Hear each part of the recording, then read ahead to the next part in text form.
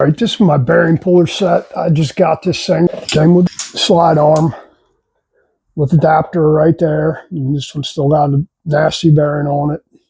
It goes from 8 millimeters up to 32 millimeter as far as diameter bearings that'll pull. It's just a standard split bearing puller. Pull one out of there.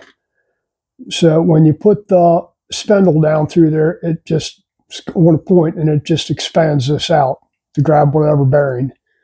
They are different lengths as far as bearings that they'll pull. If you look from here to the end there, it's got a sharp edge right here, sharper edge that wedges up against the ID of the bearing.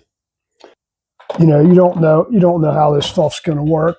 This one's pretty tough. I had to pull some rocker arm bearings out of something, needle rocker arm bearings. And you always worry about on a hardened steel bearing whether it's gonna rip the edge of the tool off, because that does happen. If you get some more inexpensive brands or something you never heard of.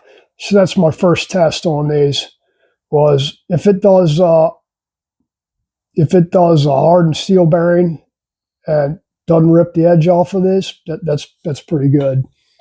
And they were pretty tough bearings. I couldn't really move them at first. I didn't actually have to heat them up to get them out. They just used this thing. They came right out.